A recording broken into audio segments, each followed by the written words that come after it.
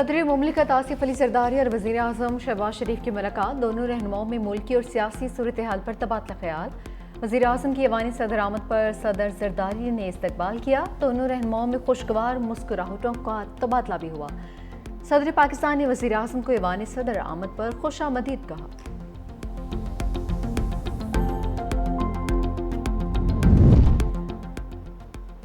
مری والوں کے لیے خوشخبری، علاج کے لیے راولپنڈی نہیں جانا پڑے گا، سامنے اسپتال کو جدید ترین جنرل اسپتال میں تبدیل کر دیا۔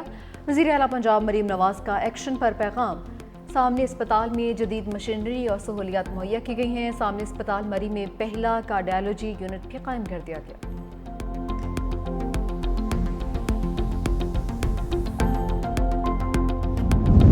برطانیہ نے پاکستانی طلباء اور پروفیشنلز کے لیے ای ویزا کی سہولت کا آغاز کر دیا۔ برطانیہ ہائی کمیشن نے تصدیق بھی کی کہ 15 جولائی 2025 سے طلباء اور پروفیشنل ویزا ہولڈر کو پاسپورٹ پر سٹیکر ویزا کی ضرورت نہیں ہوگی۔ ای ویزا برطانیہ میں قیام کی اجازت اور شرائط کا آن لائن ریکارڈ ہوگا۔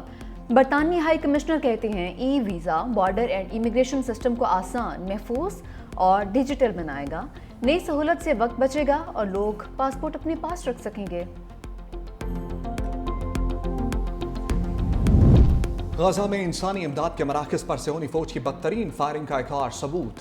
وائرل ویڈیو میں دیکھا جا سکتا ہے کہ اسرائیلی فوج بھوک سے نڈھال فلسطینیوں پر گولیاں چلا رہے ہیں۔ امداد کے لیے جمع کچھ فلسطینی زمین پر لیٹے خود کو گولیوں سے بچانے کی کوشش کر رہے ہیں۔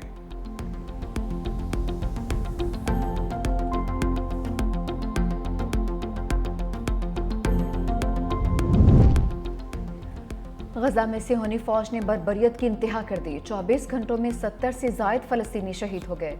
خان یونس، جبالیہ اور دیر البلح میں شہری آبادی کو نشانہ بنایا۔ غزہ میں بروقت امداد نہ پہنچنے سے انسانی المیہ پیدا ہونے کا خدشہ۔ انوا کی رپورٹ کے مطابق ہر 10 میں سے ایک بچہ شدید غذائی قلت کا شکار ہے۔ صورتحال یوں ہی رہی تو بڑا انسانی المیہ جنم لے سکتا ہے۔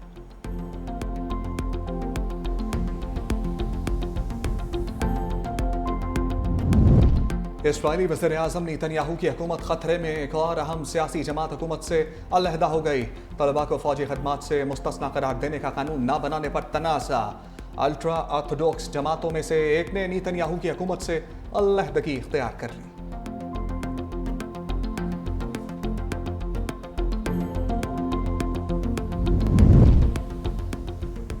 ٹرمپ کی ٹیرف کی دھمکی روس نے مسترد کر دی۔ روسی سیکیورٹی کونسل کے نائب سربراہ دمتری میدویدیو کہتے ہیں کہ اس ڈرامائی الٹیمیٹم میں کوئی پرواہ نہیں ہے، امریکی دھمکیوں سے معروف نہیں ہوں گے۔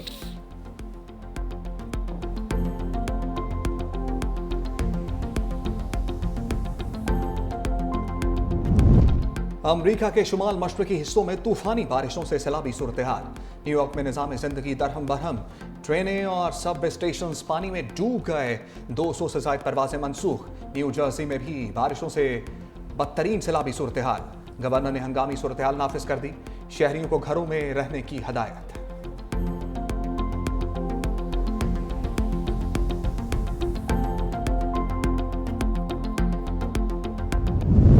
چینی برآمد کے بعد درآمد کا کھیل، آئی ایم ایف اکھاڑے میں اتر آیا۔ وفاقی حکومت کا فوڈ ایمرجنسی کا موقف مسترد، عالمی مالیاتی فنڈ کی درآمدی چینی پر تمام ٹیکس معاف کرنے پر اظہار ناراضی، $7 ارب پروگرام کی کھلی خلاف ورزی قرار دے دیا۔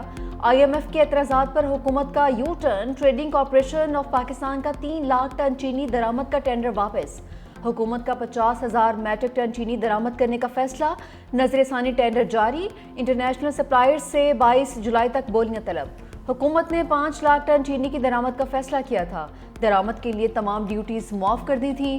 ٹی سی پی نے 11 جولائی کو 3 لاکھ ٹن چینی کی درآمد کا ٹینڈر جاری کیا تھا۔ صدر مملکت آصف علی زرداری اور وزیر اعظم شہباز شریف کی 1-on-1 ملاقات، دونوں رہنماؤں کے درمیان ملکی اور سیاسی صورتحال پر تبادلہ خیال۔ وزیر اعظم کی ایوان صدر آمد پر صدر زرداری نے ان کا استقبال کیا، دونوں رہنماؤں میں خوشگوار مسکراہٹوں کا تبادلہ۔ صدر مملکت نے وزیر اعظم کو ایوان صدر آمد پر خوش آمدید کہا۔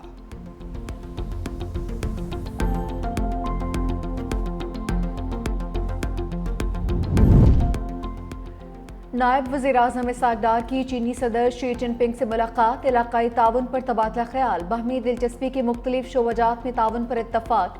اسحاق ڈار ایسی وزراء خارجہ اجلاس میں شرکت کے لیے گریٹ ہال چائنا پہنچے۔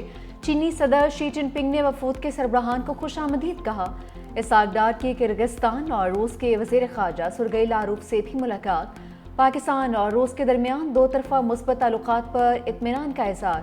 اسحاق ڈار سے ایرانی وزیر خارجہ عباس عراقچی بھی ملے۔ بھارت کے ساتھ کشیدگی میں پاکستان نے ذمہ دارانہ کردار ادا کیا۔ نائب وزیر اعظم اسحاق ڈار کا SCO وزرائے خارجہ اجلاس سے خطاب۔ کہا جنوبی ایشیا میں پائیدار امن کے لیے دیرینہ تنازعات کا حل ضروری ہے۔ پاکستان بھارت کے ساتھ سیز فائر پر عمل درآمد کے لیے پرعزم ہے۔ ایران پر اسرائیلی جارحیت اور امریکی حملے کی مذمت کرتے ہیں۔ غزہ میں اسرائیلی جارحیت پر بھی شدید تشویش ہے اور عالمی برادری کو غزہ کی صورتحال پر کردار ادا کرنا چاہیے۔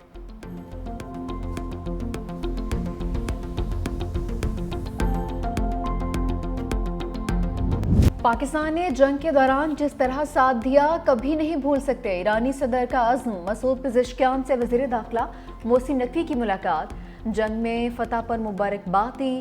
ایرانی صدر نے کہا کہ پاکستان کے ساتھ اپنے تعلقات کو انتہائی اہمیت دیتے ہیں۔ صہیونی حکومت مسلم ممالک میں تقسیم کی کوشش کر رہی ہے۔ اسلامی ممالک کے درمیان اتحاد اور ہم آہنگی ناگزیر ہے۔ محسن نقوی نے کہا کہ ایران کے سپریم لیڈر سمیت پوری قوم نے جارحیت کا ڈٹ کر مقابلہ کیا۔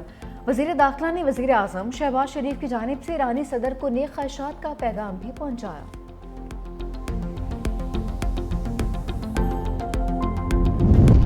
بطور خادم پاکستان قوم کے بچوں کی تعلیم و تربیت اولین ذمہ داری سمجھتا ہوں۔ وزیر اعظم کا عزم۔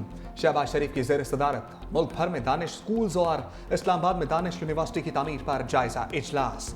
وزیر اعظم کی دانش سکولز اور یونیورسٹی کی تعمیر میں ڈیجیٹل اور جدید کلاس رومز پر زیادہ سرمایہ کاری کی ہدایت۔ کہا دانش سکولز میں اساتذہ کو بہترین پیکج فراہم کیا جائے۔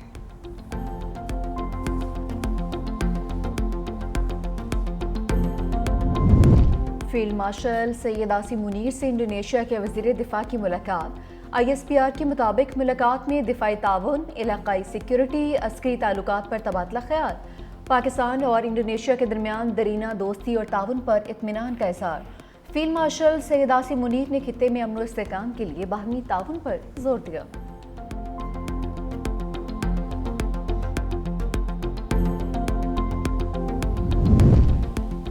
تحریک انصاف پر اندرونی اختلاف کے بادل مزید گہرے۔ بیرسٹر گوہر اور علی ظفر کے متضاد بیانات۔ سینیٹر علی ظفر کہتے ہیں بانی نے تحریک چلانے کا اعلان کیا تھا، اس کے بعد پارٹی کے اندر شدید کنفیوژن پیدا ہو گئی۔ لاہور میٹنگ کے بعد اختلافات ابھر کر سامنے آئے کیونکہ بانی کا پیغام کچھ اور تھا، جبکہ پارلیمانی کمیٹی میں بالکل مختلف باتیں ہوئیں۔ ایک ماہ سے بانی سے ملاقات والی فہرست میں شامل نہیں کیا جا رہا۔ عالیہ حمزہ پنجاب کی چیف آرگنائزر نہیں، انہیں سینٹ کے معاملات پر بروقت اطلاع دینی چاہیے تھی۔ بیرسٹر گوہر کہتے ہیں پارٹی میں کوئی اختلاف نہیں بلکہ محض غلط فہمیاں پیدا کی جا رہی ہیں۔ بانی اعلان کر چکے 5 اگست کو تحریک اپنے عروج پر ہوگی۔ شیخ وقاص اکرم اور عالیہ حمزہ سے بات ہو چکی، تمام غلط فہمیاں دور کر دی۔ بانی سے پارٹی کی سیاسی قیادت کو ملاقات کی اجازت نہ ملی۔ بیرسٹر سیف ایڈوکیٹ چودھری ظہیر عباس، نورین اور عظمی خان کی بانی سے ملاقات۔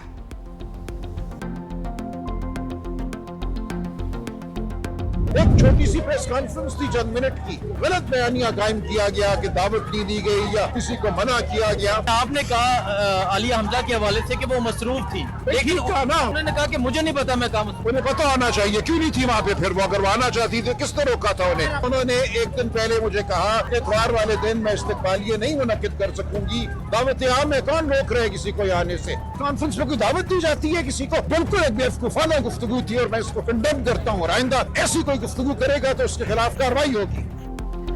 سلمان اکرم راجہ نے عالیہ حمزہ کے خلاف بیان داغ دیا، کہا کہ چیف آرگنائزر پنجاب کو لاہور ایونٹ پر بیان نہیں دینا چاہیے تھا۔ ایک بیوقوفی اور سازش کی بنیاد پر اتنا بڑا مسئلہ بنایا گیا۔ لاہور میں جو نہیں آیا وہ اپنی مرضی سے نہیں آیا، مدعو کرنے کا مسئلہ ہی نہیں، پریس کانفرنس میں آنے کی کسی کو ضرورت ہی نہیں تھی۔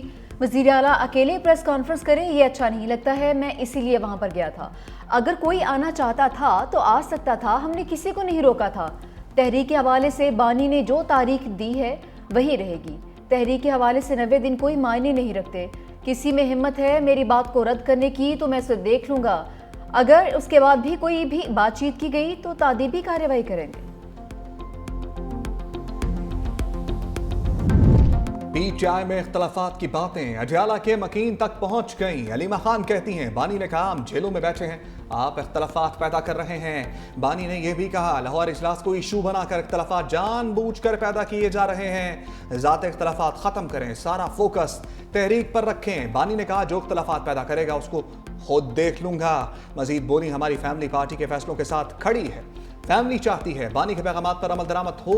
मुज़ाकरात किस बात पर करने हैं, बानी के मुकद्दमात सुने और बात खत्म हो जाएगी।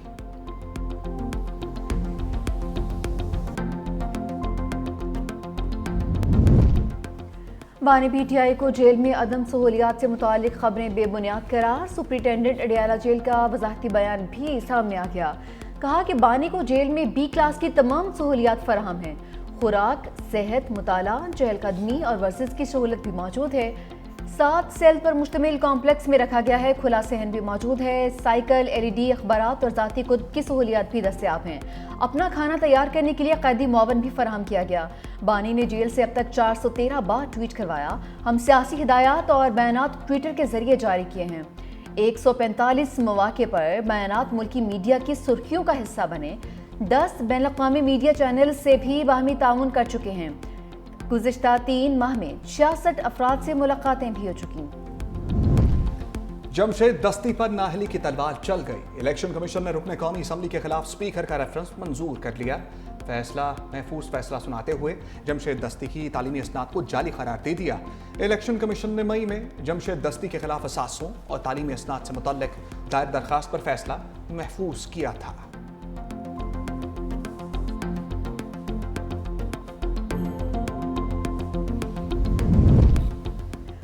अपोजिशन लीडर उमर अयूब को गिरफ्तार करके पेश करने का हुक्म। रावलपिंडी की इंसदादे दहशतगर्दी अदालत ने 14 मुकदमात में जमानत खारिज कर दी। जज का उमर अयूब और वकला की अदम हाजिरी पर इज़हार बरहमी अपोजिशन लीडर को गिरफ्तार करके पेश करने की हिदायत जारी कर दी। उमर अयूब के खिलाफ 24 और 26 नवंबर की पुरतशद्दुद एहतजाज के इल्ज़ाम में मुकदमात दर्ज हैं।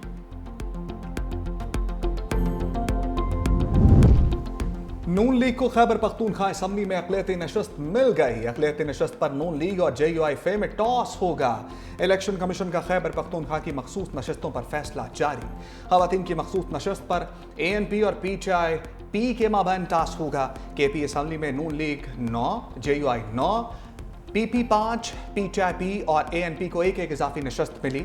इलेक्शन कमीशन ने गुज़श्ता रोज़ समात के बाद फैसला महफूज किया था।